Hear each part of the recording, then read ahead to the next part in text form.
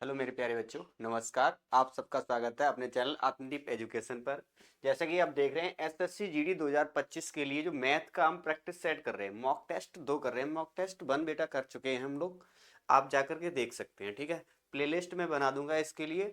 पूरा 30 हम mock test कराने वाले हैं। यहाँ पर कितने 30 मॉक टेस्ट कराने वाले हैं। आपको मैंने बताया था, अगर आपको पूरे मैथ में 20 में से 20 नंबर चाहिए, अगर आपको पूरे 20 में से 20 नंबर चाहिए, टारगेट है 20 में से 20 लाने का, तो आप इसको कंप्लीट वीडियो देखिए, कंप्लीट सीरीज देखिए। ये 30 मॉक टेस्ट कराने वाले हैं और मैं एक सीरीज और स्टार्ट करने वाले हैं, वन शॉट, यानी कि हर चैप्टर की एक पूरे वन शॉट वीडियो बना देंगे मैं, वहां से आप पूरा देख सकते हैं। ठीक है ना। टारगेट है हमारा 20 बाई 20 का। अगर 20 बाई 20 का अगर टारगेट है, यानी कि तो आपके लिए सिलेक्शन लेना बहुत आसान हो जाएगा। ठीक है ना। क्या हो जाएगा? सिलेक्शन लेना आसान होगा, क्योंकि आपको पता है एसएससी जीडी की कट ऑफ बहुत हाई जाती है। ठीक है ना बेटा। और मैथ और रीजनिंग में ही आप स्कोर हाई कर सकते हो, जीएस में तो सबके क्वेश्चन गलत होने ही होने होते हैं। ठीक है ना। तो मैथ एक ऐसा सब्जेक्ट है जहां पर हम स्कोर को अपने को बढ़ा सकते हैं, 100% कर सकते हैं। ठीक है ना बेटा। तो हम स्टार्ट करते हैं ज्यादा देर ना करते हुए। बहुत प्यारे प्यारे क्वेश्चन है, सभी एसएससी जीडी 2024 में आए हुए प्रश्न हैं। सभी एसएससी जीडी 2024 में आए हुए प्रश्न हैं। उन प्रश्नों को हम सॉल्व करेंगे और बहुत ही बेहतर तरीके से, क्या बेहतरीन तरीका हो सकता है, क्या कॉन्सेप्ट कितना बेहतरीन हो सकता है, वो उस कॉन्सेप्ट के साथ हम सॉल्व कर रहे होंगे। ठीक है ना। विद इन सेकेंड्स में ही आंसर निकाल रहे होंगे ऐसे सवालों के। ठीक है ना। लिखा हुआ क्रय मूल्य और विक्रय मूल्य के बीच का अंतर 132 रुपए है बेटा। देखो, इसने बात को घुमा के कही है, क्रय मूल्य और विक्रय मूल्य का अंतर दिया है। अगर विक्रय मूल्य और क्रय मूल्य का अंतर 132 रुपए है, तात्पर्य क्या है इसका? ये तो या तो हानि होगी या लाभ होगा, अंतर ही तो है। तो अभी नहीं पता है मुझे, अब निकालना क्या है? लाभ 20%, 20% है, मतलब लाभ होगा। ठीक है ना। ये क्या होगा? लाभ होगा। ये अगर 20% बेटा लाभ है, तो तात्पर्य ये हुआ कि 20% का मतलब क्या हुआ बेटा? 132। कितना हुआ? बहुत प्यार से धीमे धीमे आप समझेंगे, बहुत अच्छे से समझ में आएगा। ठीक है ना। कितना है? 20% बराबर 132 है। तो आपको चाहिए क्या? विक्रय मूल्य। 20% का अगर बेटा लाभ है, तो मैं 100% मान लूंगा क्या? सीपी। तो 120% क्या हो जाएगा? एसपी। एसपी बेटा कितना हो जाएगा आपका? एसपी बेटा कितना हो जाएगा? 120%। 100 रुपए का सीपी और तो 20% का लाभ, तो 120 हो गया। अब बेटा ये देखो, ये 6 गुना है। कितना गुना है? 6 गुना है। तो इधर भी 6 गुना कर दो, आंसर आ जाएगा आपका। इधर भी 6 गुना कर दोगे, आंसर आ जाएगा। 6 दूनी 12, 13 छक्का 78 और 1 79, 792। ठीक है ना। 792 रुपए आ गया। विद इन सेकेंड्स में ही हमने आंसर निकाले, कुछ भी कठिन काम नहीं है। ऐसे ही सवाल आते हैं एग्जाम में। एसएससी जीडी 2024 में पूछा गया प्रश्न था आपका। ठीक है ना। आगे सवाल पर बढ़ जाते हैं। अगले सवाल आपसे क्या बोला गया, अगर ध्यान देंगे तो बहुत ही सरल तरीके से हम लोग सभी सवालों को सॉल्व कर पाएंगे। ठीक है ना। कोई कठिन काम नहीं है सॉल्व करना। ठीक है। बट क्या है, बहुत सरल क्वेश्चन आते हैं, बट क्या टाइम कम होता है।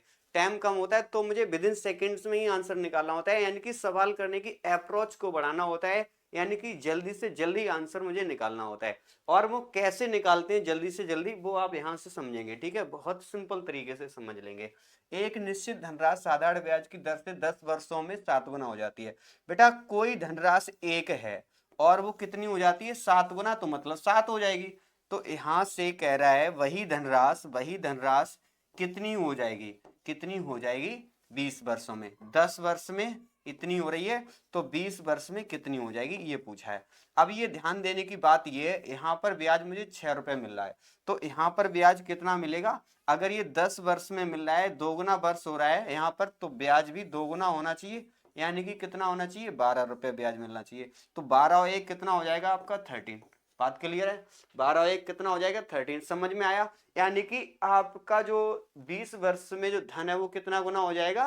13 गुना हो जाएगा, जो ऑप्शन नंबर 1 में दे। ऑप्शन नंबर 1 कितना हो जाएगा? 13 गुना हो जाएगा। बिल्कुल क्लियर है, बहुत ही सिंपल तरीके से आपने समझ लिया। ठीक है ना।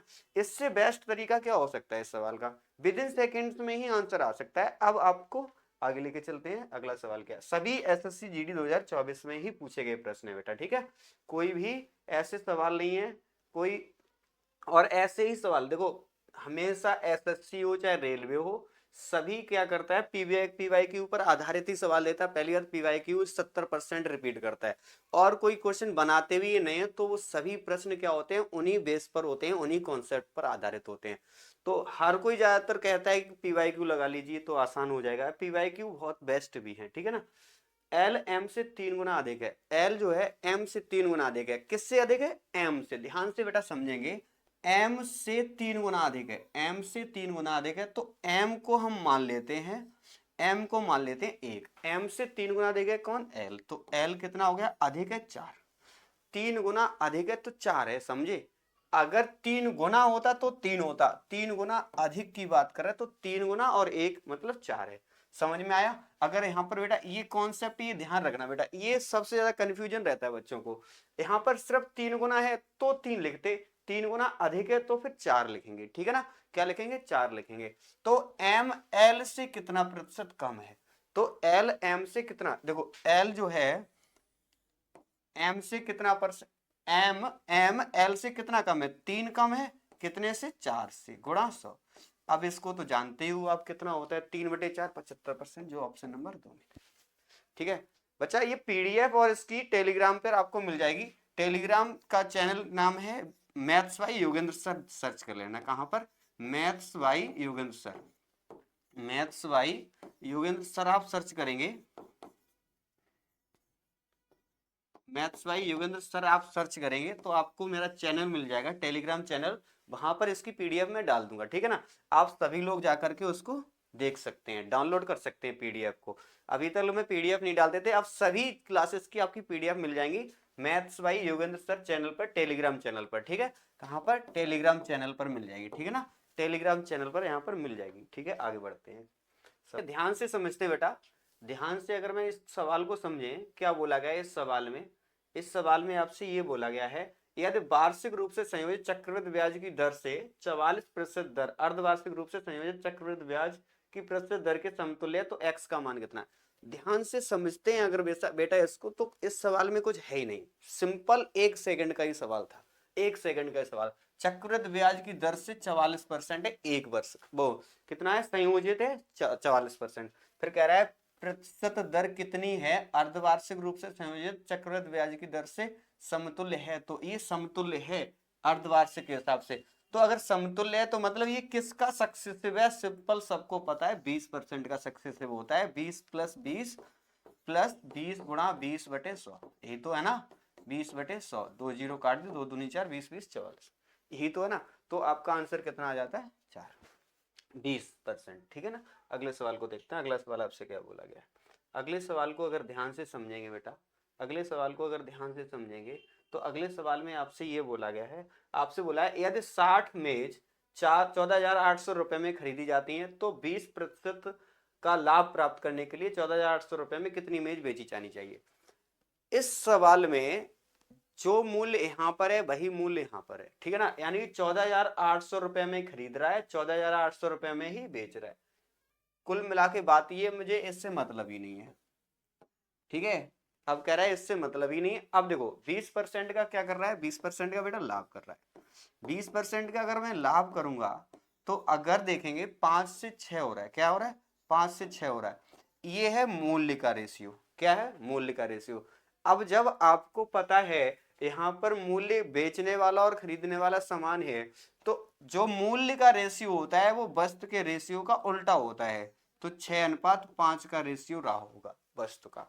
तो 6 की वैल्यू बेटा 60 दी है, तो 1 की वैल्यू 10 हो गई, यानी कि 10 गुना। तो 10 गुना यहाँ पर करेंगे तो कितना आ जाएगा, 50। ऑप्शन कितना आंसर सही है, 3। कितना, 3। क्लियर है, समझ में आया। यानी कि जो वस्तु का रेशियो होता है वो मूल्य का रेशियो का विपरीत होता है। 5:6 तो वस्तु का रेशियो कितना हो जाएगा आपका, 6:5। तो पहले वस्तु कितनी थी, 6 के मान 60 है तो 5 का मान 50। क्लियर है, ठीक। आगे बढ़ते हैं, अगला सवाल आपसे क्या बोला गया। अगले सवाल में आपसे क्या बोला गया ये ध्यान से समझते हैं। अगले सवाल में आपसे कहा गया है यदि एक आयत की लंबाई है, यदि आयत की लंबाई है, बहुत अच्छा प्रश्न है, ध्यान से समझना, परसेंटेज का सवाल है। आपसे क्या बोला गया है, आपसे बोला गया बेटा यदि एक आयत की लंबाई 11.11% है, ठीक है ना, वृद्धि कर दी जाती है तो क्षेत्रफल में अपरिवर्तित रहने के लिए लंबाई को कितना बढ़ाना, चौड़ाई को कितना घटाना पड़ेगा। ठीक है, अब जोड़ने और घटाने वाले अगर सवाल हैं, पहले वृद्धि हो रही है फिर कमी हो रही है, ये भी रूल बोलते हैं, ये सवाल बहुत ही सरल होते हैं। देखो अगर ये ध्यान दो, ये कितने की वैल्यू होती है, ये वैल्यू होती है 1/9 की। कितने की होती है बेटा, 1/9 की। अगर आपसे 11.11 की वृद्धि कर रहा है, इसकी वैल्यू 1/9 है, अगर ये वृद्धि कर रहा है तो 9 1 10, यानी कि 1/10 का मान कितना आ जाएगा, 10%। खत्म सवाल। बस हमें इसी तरीके से करना है, कुछ भी करने की जरूरत नहीं थी, बहुत ज्यादा कठिन काम नहीं था, बहुत ज्यादा कठिन काम नहीं था, यानी कि कितना आंसर आ जाएगा आपका, 10% आपका आंसर बन जाएगा। क्लियर है ना, कितने की कमी करनी पड़ेगी, 10% की। कुछ काम नहीं करना, अगर वृद्धि है तो जोड़कर लिखो, अगर घटाने, अगर माइनस है तो घटा करके यहाँ लिखे परसेंटेज वैल्यू निकाल लेते हैं, कुछ भी और नहीं करना होता है। ठीक है ना, 1 सेकंड का ही काम होता है। देखो इस सवाल को समझते हैं, इस सवाल में आपसे क्या बोला गया है, टाइम एंड वर्क का सवाल है, बहुत अच्छा सवाल है। ठीक है, और इस टाइप के तो सवाल बनते ही हैं, टाइम एंड वर्क से एक सवाल 100% पूछा ही जाता है। ठीक है, सोनू अकेले एक मेज को 125 दिन में बना सकता है।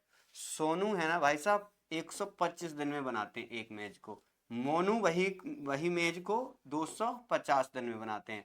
तो अब इनका अगर मैं एलसीएम की बात करते हैं तो 250 आता है, तो यहाँ से 2 बार गया, यहाँ से 1 बार गया, इनकी ये क्षमताएं निकल के आ जाती हैं। अब कह रहा है मोनू काम शुरू करता है और 75 दिनों तक काम करता है। मोनू, अगर ये मोनू 75 दिन तक काम करेंगे एक की क्षमता से, तो 75 काम कर देंगे, तो काम कितना बचेगा, काम कितना बचेगा, 175। कितना बचा बेटा, 75 कम करोगे 175। अब कह रहा है जी शेष काम है ना, वो शेष काम किसी से करवाओ, किससे करवाना है शेष काम, सोनू कितने की क्षमता से करेगा, सोनू 2 की क्षमता से कर रहा है बेटा, 2 की क्षमता से कर रहा है, तो कितना 87.5 आंसर आ गया आपका, 87.5 आपका आंसर बन जाता है। क्लियर है, 2 का भाग लगा देंगे, 87.5 आपका आंसर बन जाएगा। क्लियर है, आगे बढ़ते हैं, अगला सवाल आपसे क्या बोला गया, अगले सवाल में आपसे क्या बोला गया, ध्यान से समझ, तो औसत से सवाल है, बहुत अच्छा सवाल है। ठीक है ना, कितना प्यारा सवाल है, इसको समझते हैं क्या कहा गया है इसने।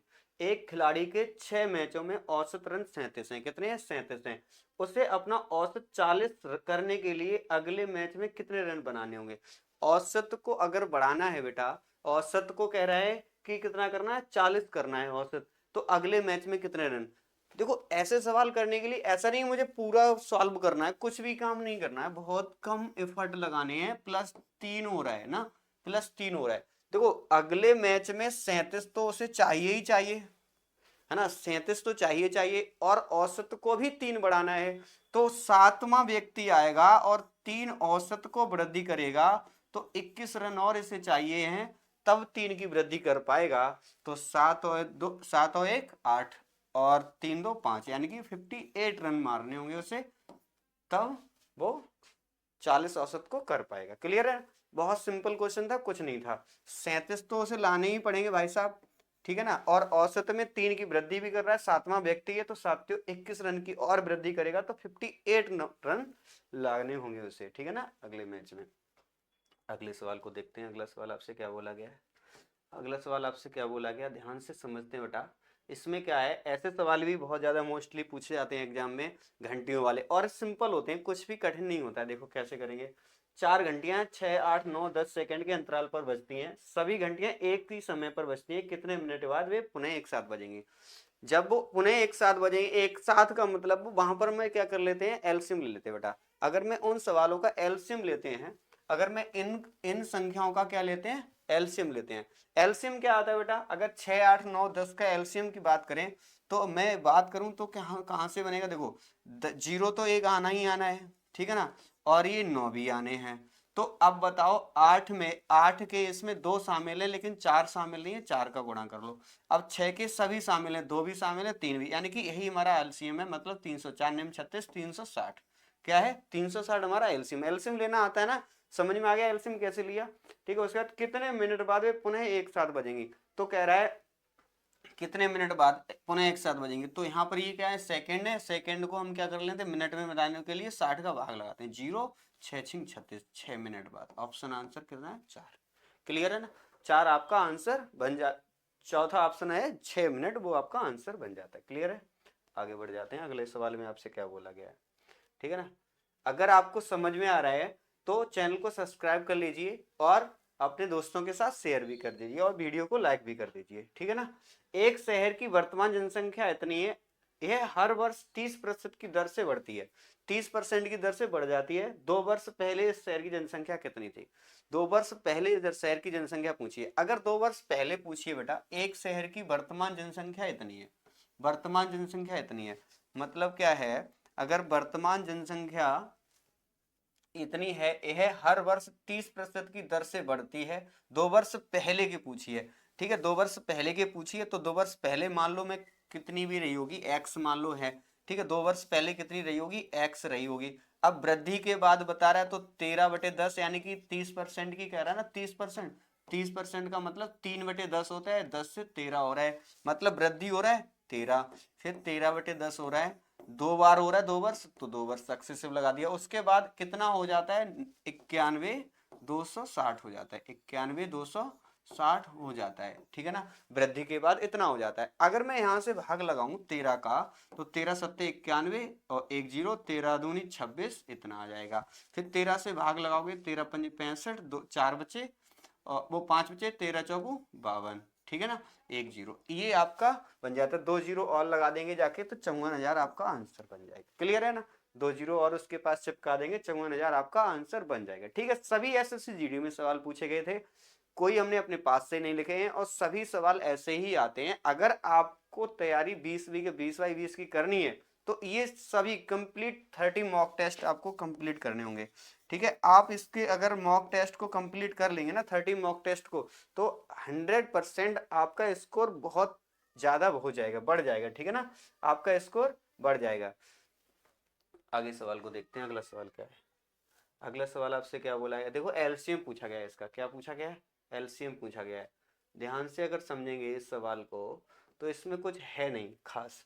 ठीक है ना? इसमें कुछ है नहीं। अगर दशमलव को देखकर तो बहुत से बच्चे डर जाते हैं कि ये क्या पूछ लिया है, ये सॉल्व नहीं होने वाला है अब, लेकिन ये बहुत आसान है। ठीक है, क्या करते हैं? एलसीएम। एलसीएम का मतलब बेटा क्या होता है? एलसीएम का मतलब क्या होता है? एलसीएम का मतलब वो है सबसे छोटी संख्या जो ये सब उनको उसको डिवाइड करते है ना, ये सब उसको डिवाइड करते, पूर्णतः विभाज्य करते, इन ये सभी संख्याएं उसको पूर्णतः विभाज्य करते हैं।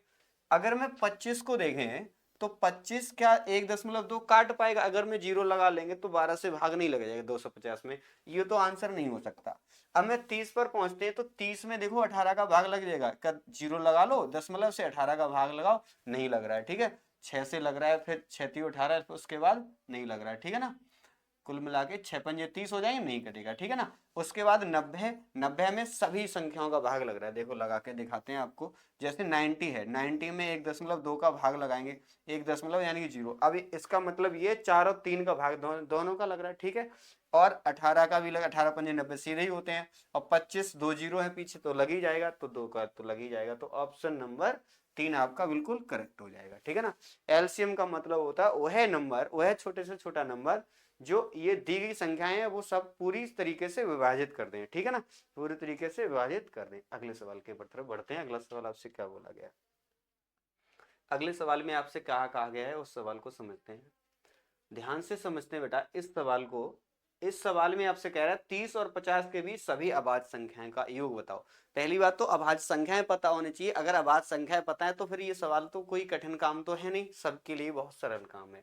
30 से 50 के बीच में अभाज्य संख्याएं मुझे लिखनी ही पड़ेंगी। उसके बाद योग निकालना। योग निकालने के लिए आपको देखो सभी के पास यूनिट डिजिट अलग है, तो यूनिट डिजिट ही ऐड करेंगे और मैं आंसर बता पाएंगे। ठीक है, 30 के बाद कितना आता है? 31, 31 और अभाज्य संख्याएं लिखनी है। 31, फिर 31 में 37, 37 के बाद 41, 41 के बाद 43, 43 के बाद 47।